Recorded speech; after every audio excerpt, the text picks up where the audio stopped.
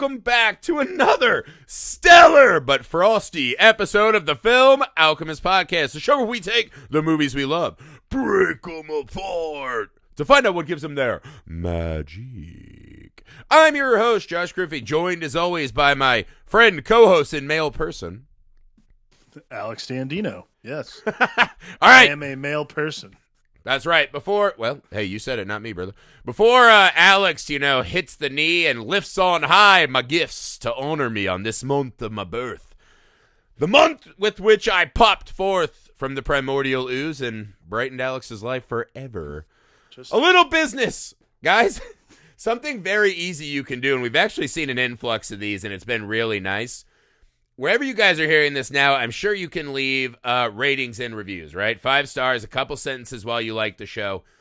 It seems annoying for us to ask you to do something like that. It's free. It takes just a second, and it honestly helps shows like us algorithmically get past all the noise, right? The old pipe-laying, crusty-ass billionaires trying to keep us from enjoying our views, man. So help us out, quick sentence, little thing like that.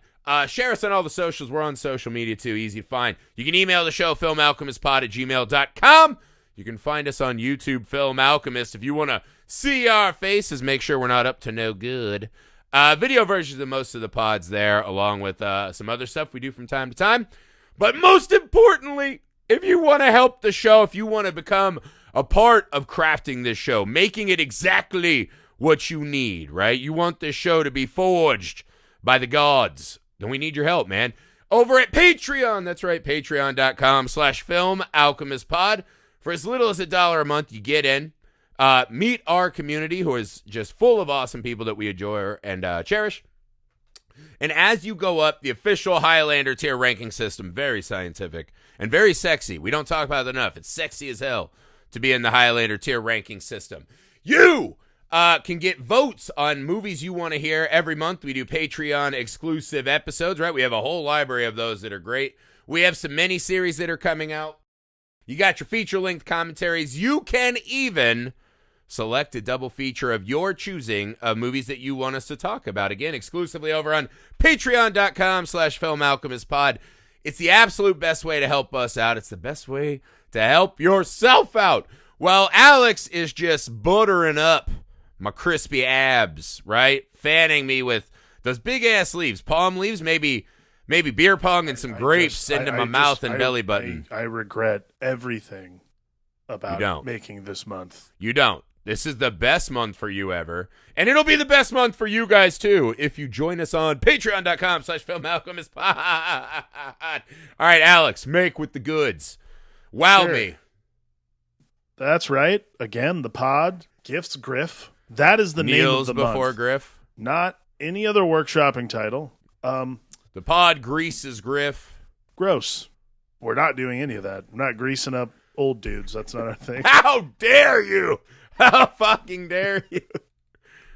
The pod nares the old guy's back. Okay, so tonight's movie is actually one that I selected this one. This was one that I feel like this was maybe last summer, maybe in the fall even. I'm not really sure last year. It was an errant text. Griffey and I just text occasionally. We'll just say, like, hey, this movie was really good. Hey, we should talk about this movie. Hey, this would be a fun movie for curation. Not occasionally. We text more than I text my wife. We pretty much text constantly all day. I actually, so you know how you can now like highlight people in for your threads? Mm-hmm. The 2 people that are at the top of my text chains are you and my wife. Those are the 2 people I talk to the most. Andrea, enjoy second place, lady. So this one popped up probably in the fall or something like that. But you text me, he's like, "Hey, this movie would be great to talk about." It is 2021's. It came out June 2021. Werewolves Within from Josh Rubin and Mishno Wolf. It stars Sam Richardson, who's one of my favorite comedic actors out there right now.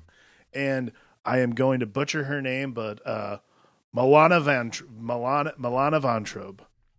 Well done. I don't know if that's how you say it. I wouldn't even tempt it. Honestly, it's you guys know her best as the AT&T girl. That's how. Fan favorite for Squirrel Girl. That was a big thing. Not that was fan going favorite. She was Squirrel Girl. She was. She was Squirrel Girl in the unaired New Warriors pilot. She's also done the voice for many of the cartoons. Awesome. Okay, so the internet, you got what you want. Stop being little pricks. We're getting a lot of news about you internet people this week. Neither here nor there. Go ahead. Werewolves Within, apparently based on a video game. I never played it. Did you? I haven't, but when I read that, I was like, immediate contender for greatest video game movie of all time. Yeah, actually, maybe we'll discuss that later. But it's like first off, just off the bat, I really enjoyed this movie. Like you were totally right. This movie was great. I'm so glad we get to talk about it. This actually reminded me because when the trailer came out, I was watching it. When Game of Thrones was still on, we would often have people over. We would go over to our friend Aaron and Veronica's house, and we'd all be there. We would play a game afterwards, and this became vital in the later seasons as the seasons continually got shittier. We would play a game afterwards. It'd be very entertaining, called Werewolves of Miller's Hollow, which is kind of like a souped-up heads-up 7-Up, but it's basically a whodunit. Like, you have to guess who the werewolf is in the midst of your group. Lot of fun. Like, I used to make up. I think there's another one, One Night Ultimate Werewolf. That's what same thing. Yep. Fucking great. Yeah. Great game. Yeah. That is what this feels like. Again, I've never played the video game, but that is exactly what this feels like, and I loved every second of it for it. Yeah, so I actually was given this through one of our friends over at Junk Food Cinema, man. Hey. I'm in their mandatory film school game they do, right, where you get with a group of people. You have your big-ass watch list on Letterboxd, right? And right. we start assigning each other movies based on themes. Something we're going to try to do on our Patreon. Wink. Patreon.com/filmalchemist. Dollars, people. That's what we're here for. Neither here nor there. But our friend Keith Williams, right? One of my good friends I met over there. Great dude. He actually assigned this to me, and he's like, dude, I love this movie. I fucking love werewolf everything. He's real big on the debate between werewolf versus wolfman. Which is one of the funny things to talk to him about. And he sent it to me, and I don't know why. I don't know what was going on in my life. But I viscerally remember this movie just being this absolute antiseptic for my soul, right? Like, I was just having one of those days or weeks. I can't remember exactly what was going on, as is often the case. What I do remember is feeling like I was just walking on clouds watching this movie and I was so in love with it. And one of the things I really loved about it, it's ironic you chose it for me as a gift. I was watching it, and I was like, Sam Richardson in this movie is kind of playing Alex Dandino. I knew you were going to say that. Like a slightly less crusty Alex Dandino. Yeah. I mean, and so I watched it. It was almost like watching my buddy troll around this awesome kind of whodunit, really good ensemble comedy. But yeah, a lot of Alex Dandino vibes. So this movie just really, that's what I take away is the sunshine for the soul this movie brought to me. It is, yeah, it's funny because, like, my self-perception is very different than how other people perceive me. I assume I am a categorically difficult person to talk to and deal with on a regular basis. Yeah. So it's funny when this kind of stuff comes up. But watching Sam Richardson in this movie, I was like, I see why Griffey enjoys this. I'm almost positive the reason he wanted to watch it was because Sam Richardson's character reminds him of me. Which I told you, though, I said, Alex, whatever you're going through, I was like, watch this movie and just lift your heart, man. Lift your spirit, right? This movie reminded me of, in the best way, right? Sometimes you see this, and I think a lot of us who try to write or, create films and this and that, it can be arduous journey sometimes, right? Totally. This is one of those movies that you're like, it's just so fucking fun. And you can tell that the people making the movie are absolutely loving it and having a blast. And it was just infectious, man. No pun intended, right? With the lycanthropy. Sure. But I thought it was not only just fun and clever, the ensemble cast was great, but it's a really well laid out movie. It works on many spectrums at once. So that's mostly why I gave it to you. Hopefully you'd be like, I also need to, like primal scream in the car and like reclaim myself. Yeah, but absolutely. Mostly no, this was a good palate cleanser is a great way to put it in the best way possible. Just a very enjoyable film. Like a lot of people say these things, and it's kind of a backhanded like this movie's less than right. It's just such a joy. Not the case. Yeah, it's honestly just joy upon joy. Like there's no. It's weird because like and basically a murder mystery, which like actually the guy who plays Guillermo in What We Do in Shadows is one of these guys in the movie. By the way, So fucking funny. also, again, what an incredible cast to assemble. Like they just I mean, did this the absolute like crown jewel of this movie is the wonderful ensemble cast. Absolutely it's fantastic. wonderful. Everybody's good. Like there's not a single, short. There's not a single coming up short in the bunch. But also to a point you made earlier, I forgot. I did read this. This movie has the distinction of being the only film based on a video game to be certified fresh. The first one to ever be certified fresh. Really? On Rotten Tomatoes. And it holds the highest rated critic score on both Rotten Tomatoes and Metacritics for a movie based on a video game. I would have to check a little more, like, what are the great... Like, I love that Super Mario Brothers movie. Realize it's not, like, a classic movie, right? Like, I liked Mortal Kombat. Understand it's not a great... But, like, what are the great video game movies, right? There has to be some that are good. I mean, okay, so I'm looking at this list. Okay. Obviously, Super Mario Brothers is the top. Rotten Tomatoes score is 24%. Metacritic is 35%. Okay. Double Dragon, which I loved, by the way. When I was young, when we were movie, kids, for sure. That movie was fucking wild. That was like Scott Wolf, I believe. Yeah, Yeah. like that movie. That is 13% Rotten Tomatoes. They didn't even score it on Metacritic. Yikes. I think the one that I remember the most Doom was kind of popular for Resident Evil was fun. Resident Evil 1. Resident Evil's cool. Lara Croft Tomb Raider, that was a really expensive one. That made a lot of money. Yeah, that movie was terrible though. What about Silent Hill? Silent Hill is a legitimately good movie, I think. Silent Hill has a 32% Rotten Tomatoes score. Wow, bummer. And I actually really like like that movie. That might have been my highest rated comic or a video game movie before this one. That's fair. That makes sense. Let's see. This is really interesting. I never realized how many comic book movies there are. I remember being really excited when they were going to make the Assassin's Creed movie. I'm like, oh, cool. You don't have to do anything. It's like perfect adaptation. Wow. They never do. They like to muck around. Yeah. They really.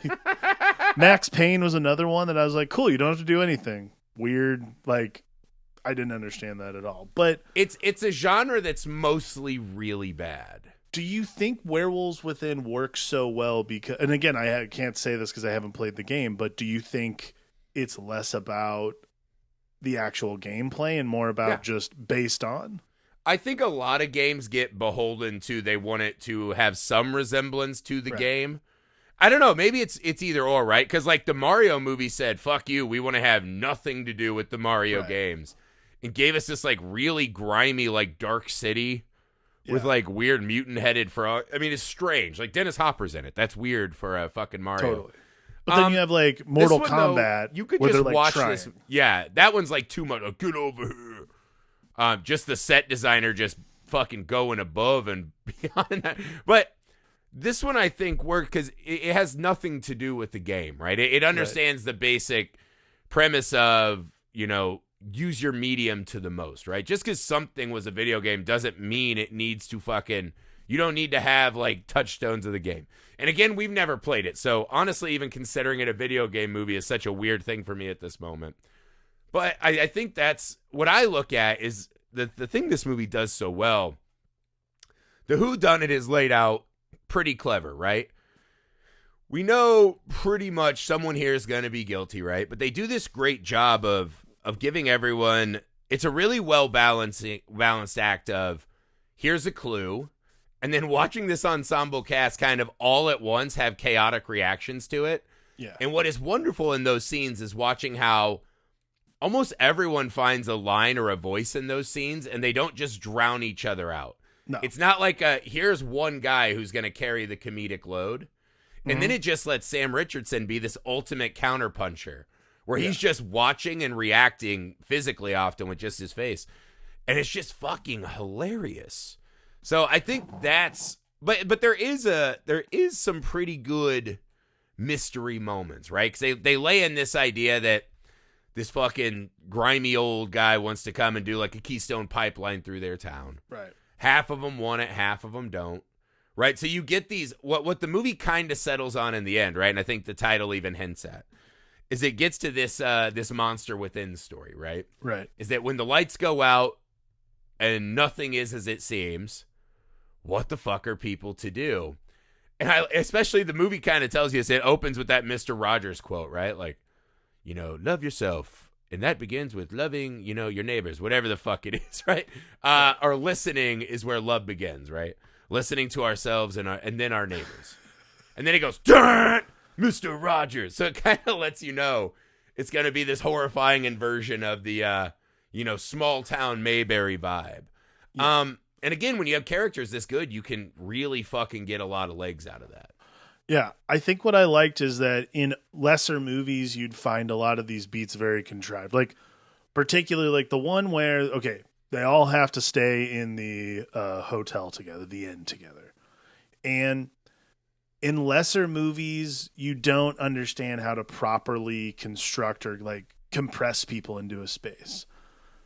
This one does it alarmingly well, and then also caps it off with probably, and this is a weird thing to like hone in on, but like one of my favorite Sam Richards. All right, I guess it's a good old fashioned sleepover.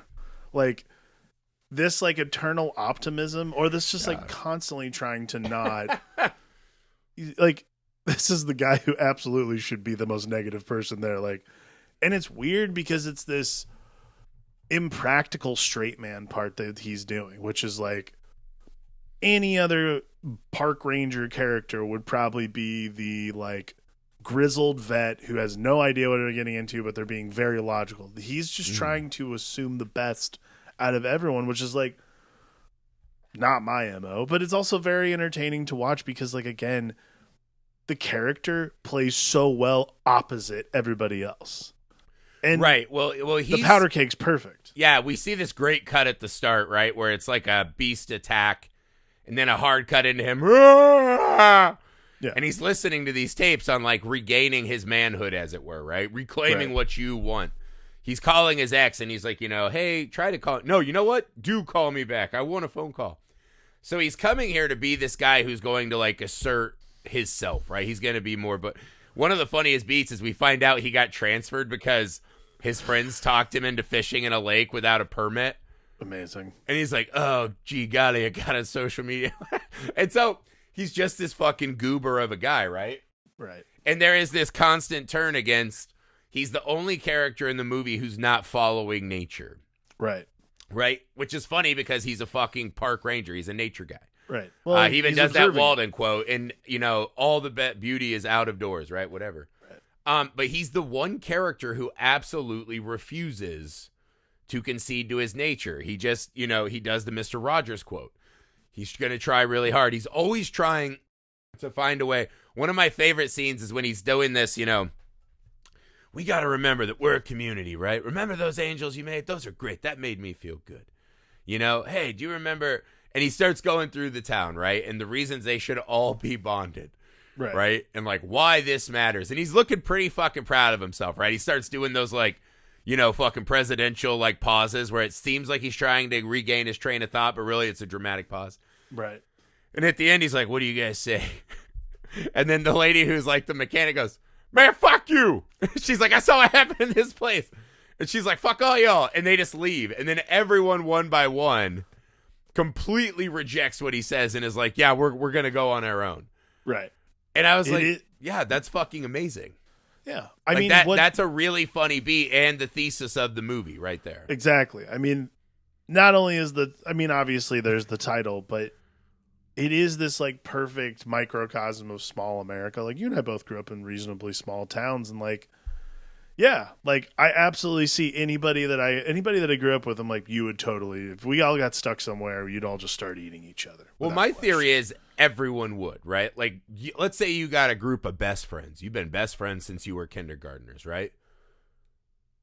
The nuclear holocaust happens, and you guys are like stuck in an apartment, and you're down to your last can of SpaghettiOs. You're going to try to stab your friends in the throat and eat those fucking SpaghettiOs, and probably them. That's just how it goes, right? And that's why it's funny to have Sam in this movie. Yeah. Because one of the things that's really clever, right, is they constantly are turning on the, here are the real world reasons this could be happening, right? oh, is it the pipeline? Is it, Right. these people, the one people are mad, like Antifa's vandalizing our signs. Everybody right? has a reason to suspect the other person is not above and on board. Yeah, and so Everybody. there's the environmentalist scientist up there who's here to stop the pipeline. So a lot of it centers on this pipeline, right? Then they think it's the grizzly man outside of town, right? Because he's not one of them. And I think one of the fun things is you just see how easy it is to start ripping at that fabric. And how that's our natural state. Our natural state is we want to decide that something is different in the enemy and destroy it. Right. And so this whole idea of the werewolf, right, is we're getting most of the way through the movie. Sam Richardson just keeps saying, and we don't know that he's wrong, that there's no monster here. There's no monster haunting us. This is us. We're the fucking monsters. And by the time the movie ends, you're like, yeah, the townspeople do more evil deeds Absolutely. than the werewolf does. The werewolf kills a husband and a little shitty dog. Right. And bites a finger off, And which bites might a have by hand off. proxy left to death. So you're like, that's two and a, I don't know, what's a little Chihuahua dog, like a tenth? Oh, shit, dog people are going to kill me. People who call their pets fur babies. I have dogs. I love dogs. They're not worth a human. I'm sorry. Actually, I like dogs better than humans, but come on. Neither here. I don't know why I'm getting caught in this unwinnable ditch I'm digging You're myself. gonna get us canceled. I without love question. dogs. I love Bear more than everyone who listens to the show. No, I'm just kidding. But I'm just saying, right? She kills 3. If you count the dog as a whole, 3. Sure. The people kill that in almost one scene near the end of the movie. Yes. They just start turning fucking fast. So I think that's what works, is that this movie doesn't fall on, because this feels like an old Abbott and Costello setup, right? Oh, we're in the house, and oh, I went in the wrong room, and there's the werewolf sneaking up on me. Oh, I'm gone.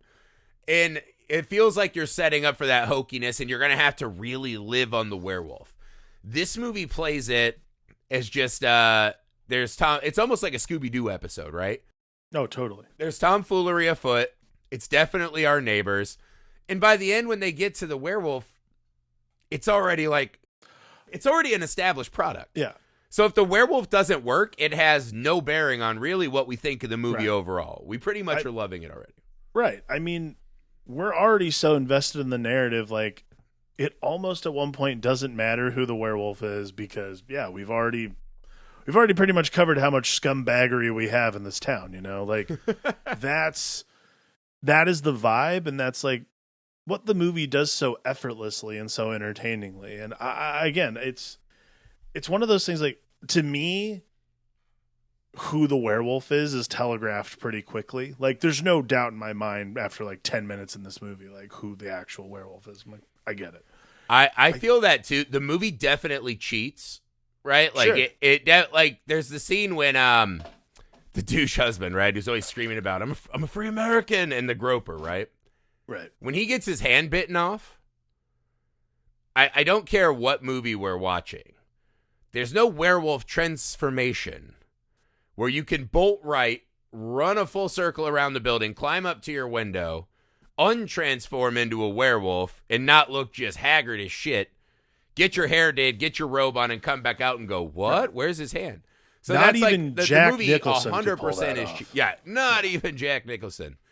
Sweaty old man, so it'd be more believable. It's not. So yeah, the movie 100% cheats, right?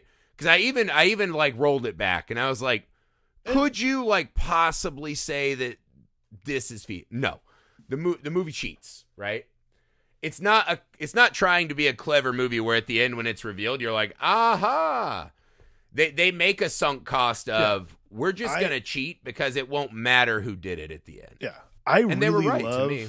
I really love that the movie doesn't. Yeah, and like the cheating happens. It is what it is. Like again, and I'm not really a stickler for that unless it really just derails the entire plot. But again, because this movie is done in this sort of tongue-in-cheek way, but also is very folksy. Like Sam Richardson's character and his interaction with I'm not even going to say her last name again, but her first name is Milana. Like their interactions are very folksy, very interesting, and you're like, I kind of know where this is going, but The important thing is I want to see where it goes. And I think that's like the real challenge of making a movie like this and putting everybody into a powder keg situation is how do you keep it interesting after like the first big blow up? How do you keep it interesting after the first kill? How do you keep it interesting after we eat Chachi and then eat some guy's hand off and he gets shot? How do we keep going? How do you keep this interesting? Well, you just have these people start to just literally devour each other. And again, it's not some sneaky reveal at the end. Mm-hmm. It's honestly really entertaining. And like, I loved this. The speech at the end is the dialogue between those two is like so perfect because it is this perfect contextualization of, yeah, some people are just nice. I don't know. Like some people just are trying really hard to be nice and other people aren't. And like, what's interesting. I think your point though is a good one though, right? Is that what you're saying is how do you keep it interesting when you're unrolling? Totally. This? What this movie did, I think is always the best. Like, honestly, there's no great unrolling mystery. No. Right? What it is the characters are creating all of these false ends and just doing whatever they want. It's not really like a unified one bad thing happened and these people went crazy. Right. As she says, I just had to plant a dog collar and some rumors and you guys did it, right? My evidence for this when I talk about like cheating, right? The example I always bring up is the movie Saw. Right? That movie relies so heavily on the big ending, right? Who done it? And that movie cheats so fucking much, right? Like the scene when the guy is like, "Oh, I was made to do this by Jigsaw." And it's like, "Okay, you're made to do it and you're just doing it so you don't come to like physical harm or whoever you love." I can't remember the thing. He's a nurse. But yet you're going to take this guy, this doctor you work with and seemingly were a friend of, get his wife and kid because you have to. But then hold a gun to their head and hold a gun to a child's head while you listen to the mom's heartbeat faster. That's fucking cheating. That's not hostage. I'm doing this because I have to. That's because I'm a serial killer. Oops, no, I'm not. I got you. That is an absolute bullshit trick of a writer and a director. Again, you could argue it definitely worked because no one cares. They all remember that great last scene.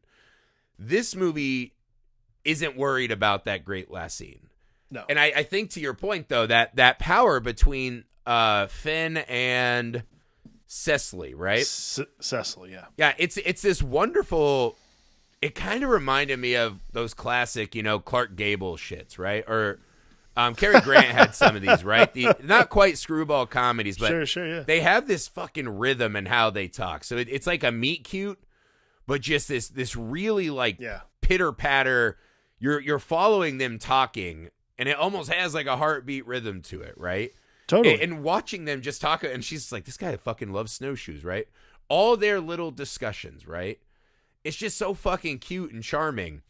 And they set it up really well because that moment when, they're finally getting there, they're listening to the fucking ABBA, and it's like, hey, can I kiss you? And he's like, yep.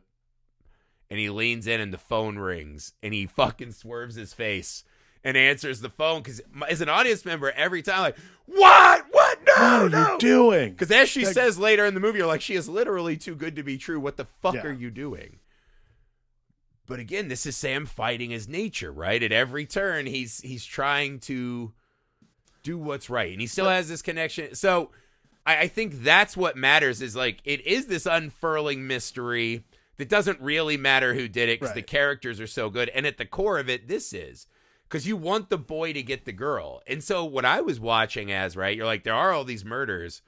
We're like, I really just want Sam and Cecily to get together and be happy. Yeah. Right? So it's kind of this multiple layered setup. Yeah. And if you're really buying into the characters, whatever they do with the other stuff doesn't matter. It just so happens that it's fucking like when this comes unfurled, it's fucking amazing. It is. It's fucking great. I think what's really special about this movie as opposed to like other other video game movies particularly is what they're trying to do is give emotional payoff for things that maybe in the video game format would be like they're replacing the completion of a level with emotional payoff. And I think that is what a lot of other like movies of its ilk would lack. And instead just go for like, oh, that looked cool in the video game. Let's put that in there instead. Like, what I really, really like is that there's a lot of emotional payoff in ways that you don't expect either. Not necessarily like, oh, like they're going to fall in love, or, oh, like this is a very dramatic scene. Like, it's emotional in the way that humans are emotional. Like, all right, well, the dog's dead. I don't really know what to do, but now like, you know, Finn is resolved to figure out what's going on. Like, all the generators are destroyed. Finn's resolved to figure out what's going on. He's rallying his people, and they all tell him to fuck off. Like, there's that. It's this emotional payoff, but yet also the subversion of tropes that works so well to make this movie unique and entertaining, and like highly watchable, and like highly watchable again. Like, I watched this twice. Yeah. It's a really rewatchable movie because it just so doesn't matter.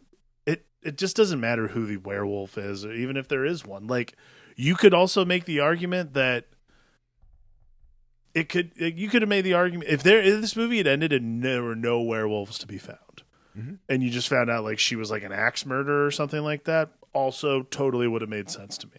Yeah. Like, that I think is the real power of a movie like this, is that you're just along for the ride, and that is like so valuable when you just need a good movie to just watch.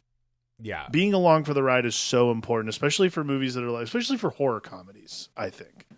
Yeah, well, to that point again, I think a lot of video games suffer because when you're playing a video game, you're doing a lot of the work of filling in the emotion and the character, right? Totally. A lot of the characters in games, and not as much modern games, but older games, right? We're kind of empty voids, and then because we're surviving the zombies or we're piloting the ship, right? We feel emotion that might not really be in that game, right? So it's hard to translate on.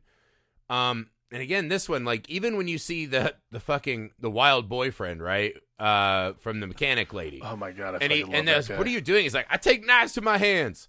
You know, I'm gonna make it look like a werewolf stole all this shit. And you know, he's like, is there actually a werewolf? I don't know. And it's like, it's just such a fucking human, messy reaction. That you're like, instead of just like this goofball, it's just really fucking fun. Like, you're just really invested in, you know, when Trish loses it and she fucking stabs that, you know, guy in the neck with the maple syrup. Like, I want my gift shop. Yeah. You're like, fuck, I feel what she's feeling. I don't, you know, agree with murder or, you know, all this other shit, but you're like, it's a really human base level lizard brain responses. I'm going to kill everyone so I get my gift shop. When they open the door and it's Trish, right? And, you know, so the one lady runs her husband over. She's like, get in the car. And then Trish blows that lady's brains out. And then she just looks and she goes, you're not supposed to be in my house or on my property. She reverts back to this excusing whatever lizard brain thing she's going to do. She comes in her house pointing a gun and it's just like, wipe your shoes. Right? And it's like, it's just creepy how much you can crawl in their brains, I feel like. Other than the two leads, I love Michaela Watkins. Like, she's so good in everything. I think Joaquin is my favorite. Oh, well. He's fucking hilarious in this movie. He's pretty amazing. The snowplow couple was great. Like, they're really fucking funny. What are you, a werewolf detective now? That fucking cracked me up. You're so smart, babe. Damn. That guy's been in a lot of shit. I remember him best from Crashing, that Pete Holmes show where he plays a. Now that's the other thing, right? It's a lot of those actors, right? A lot of character actors who are just in stuff. Because that's like the whole time we're watching it, I'm just like, oh, it's the guy from that show. Like, the guy who plays Emerson is from Barry and then also Billions. Mm-hmm. I gotta be honest, I had no idea he was not Russian until I saw him in Billions. It's so weird to see, like, because again, I'm just used, and especially after watching him in Barry, I'm just used to that accent. It seems like, oh, that makes sense. That's that guy's voice. Right. So when you hear him just talking, again, it's just filled with actors who just never, they're not starring leads like Michael Chernus or that kind of stuff, but they're so fucking good. Yeah, with what they're given. They're all just so funny in a group. Like, it's really hard to get a group that big of actors all being funny. Yeah. And not have there be a Demolition Derby vibe to it. And they're so I mean, the chemistry with the cast is fantastic, right? There's no one-upsmanship. I love that. No, it's just this perfect. They find this, symmetry that's beautiful. And then as you watch at the end, right, the murders are fucking great, right? The maple syrup tap is great. Joe Kim hitting her and she fucking falls into the fire after Sam Richardson's like, she's fine. Then he's like, let's get out of here, right? She runs over her husband. She gets blown away. Then you start doing the crossbows. Even Joe Kim is like losing it, right? He's like, the seventh child. Yeah. He gets shot. They're all getting shot. And then Joe Kim blows up the phallic symbol to fire, right? Love it. And again, just, Sicily and fucking fence it up. Well, that was fucked up. Yep, absolutely. Yep, absolutely. Yep. So yeah, I thought it was just the way everything spools out. It's just this great blend of like actual fun murders, comedy. But okay, so walk me through this finale. Because after we've seemingly finished the movie, there is in fact a werewolf. Yes. And if the movie has a couple black eyes to me, which again, small fucking quibbles in a movie like this, they definitely cheat with Sicily. Okay. I definitely don't to this day know why they said the scientist killed herself. I think that sucks. Unless they're insinuating the guy actually did shoot her. I was going to ask you if you thought that was legit. I like that better. Her actually just like, oh, I killed myself because I'm a son. Like, no, I don't accept that. If it's meant to be that we're to believe that he actually did it, but then no one really questions what seems like an obvious that guy murdered the scientist who's blocking his pipeline. Right. I guess that's kind of the whole thing. So hopefully that's what it was, right? The ending where they go back through all of the clues as if we're fucking idiots. If you're making a movie and you do a reveal, please don't do the flashbacks. Please don't do the flashbacks. Especially a movie that's only like a crisp hour and a half. I don't need to see the flash. It's not like I'm sitting there like, aha! Well, you don't. And again, I don't think any of us who watch movies like this routinely are going like, well, I was stumped until this moment. It feels one, condescending, and two, like, come on. Like, get to the reveal. As soon as we see her, we'll know. I mean, I get it. Yeah, it's a little condescending, but at the same time. And I'm not talking about people like us and probably people who listen to this podcast. If you're listening to us, you're probably really into movies and you're just filling your head with all the movie content you can listen and read to. You're probably a very smart movie listener. Not that we're helping with that, right? We're probably bringing down the movie-going IQ per episode. I think it's condescending that they think that my mother, Zaina Griff, and other parents, right, Double D, can't fucking watch the movie and keep track of, sneaky. I think you gotta do it because that's part of the style. That's part of the style. It's a thing that people did for a long time. Moviegoers are savvy as hell. We talk about this a lot. I'm sorry, what did you just say? Moviegoers are what? Savvy. No, you are false. People nowadays watch so many movies and TV shows. The language of storytelling is so ingrained in our mind in this Pavlovian effect, right? People are so much more. They might not be able to articulate it. You are giving people an awful lot of credit. I'm a Sam. I've always been just a gung-ho optimist who sees the best in everyone. See, this is why I don't understand why you see me in Finn. I don't get it. Come on. Are you fucking serious? You're the guy who's like, I'm hard. I'm like a Larry David. And really, you're like in a group, you're just like it's cool. We'll make it work. Like whatever Alex Dandino needs to do, like it's going to be okay. You're that guy. I mean, you are not to like scream and put your foot down like, fuck y'all, fuck that noise. I'm out of here. No, it just depends on the situation. You're the ultimate like good guy. Good guy. Like I'm going to do the best for the group. Here's my thing. Guy. I think that you're giving the broad general audiences a lot of credit.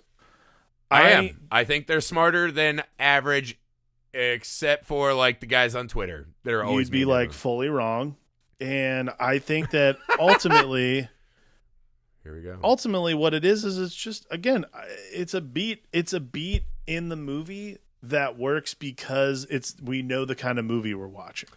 If you don't need that, that's fine. The gag, though, is important. Because if you don't put it in there, we'd be talking about this and we'd be like, why didn't they put the gag in there?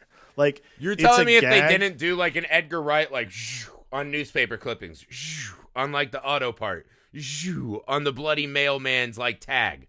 We don't need the 3 flash. It's It's a gag. It's a small quibble.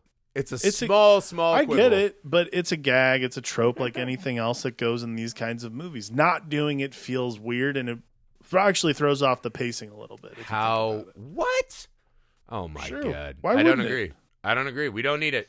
We need to get back out and have the throwdown. I actually love what Got she it. says. You at and the Stephen end. Hawking watch your movies, and That's fine. I know the two of us are smart as hell moviegoers. That's what I know I for don't sure. disagree.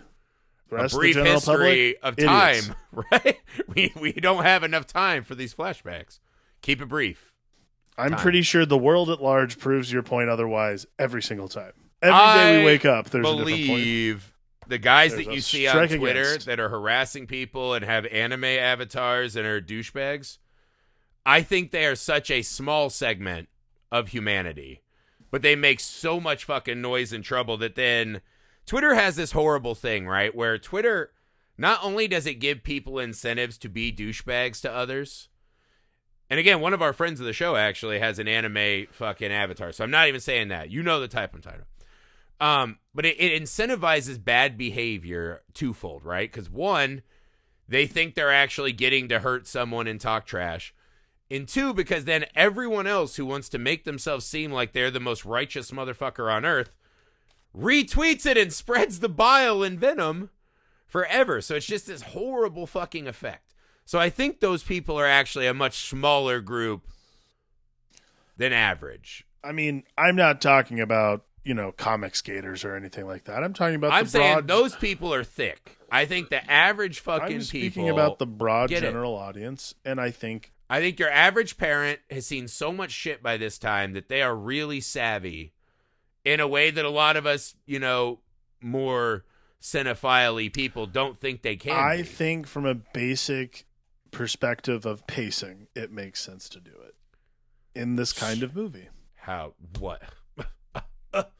Neither here nor there. Fine. Agree to disagree.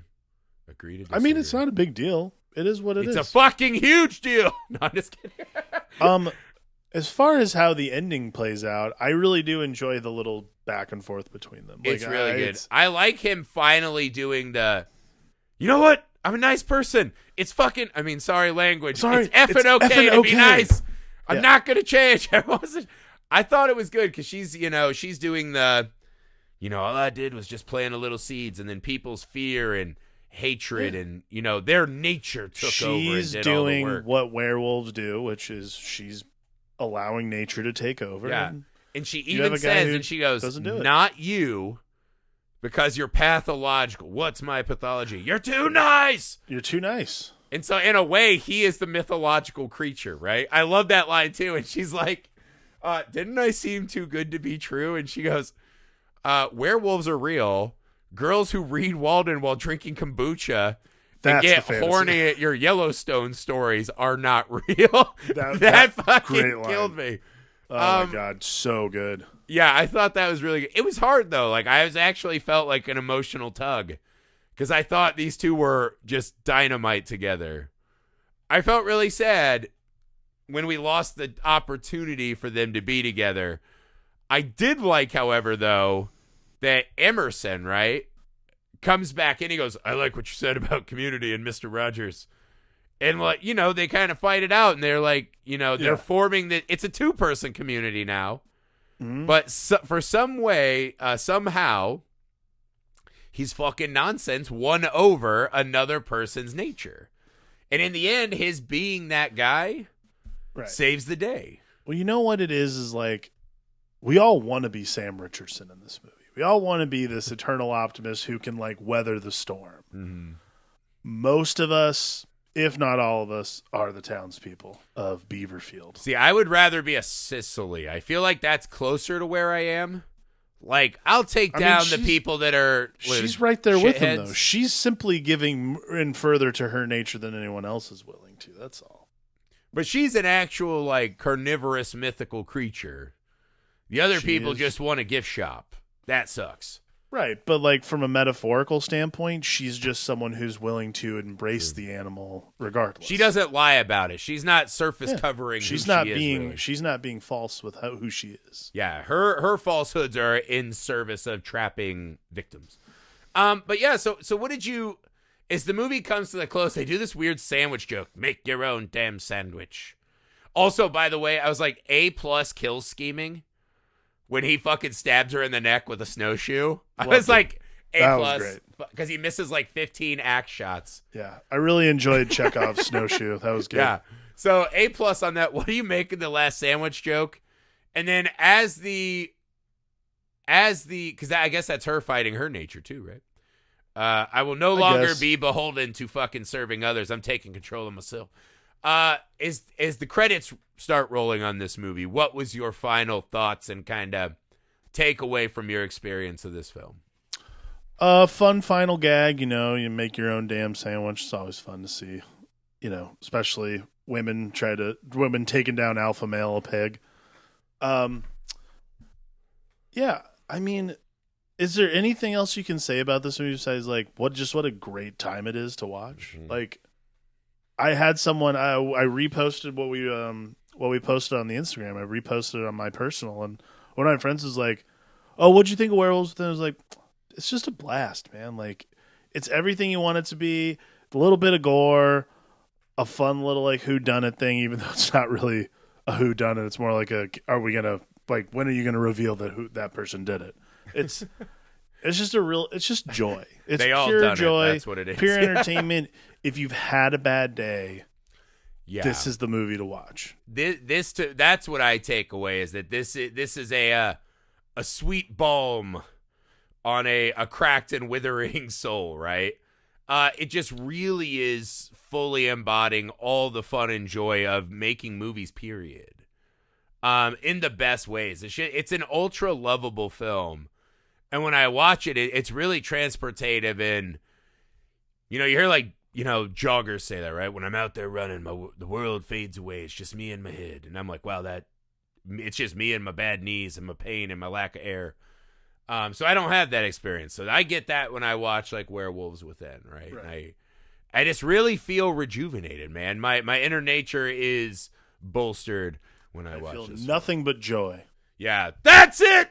For Werewolves Within, I hope you guys enjoyed the movie and enjoyed gifting me, greasing me up with the old, gifts, right? Just, working me, trying to make sure I'm a happy, benevolent birthday boy. You wouldn't want punishments to come from on high.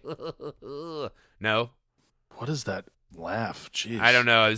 That's kind of what I thought Caligula might sound like, right? Like, welcome to the OG dungeon.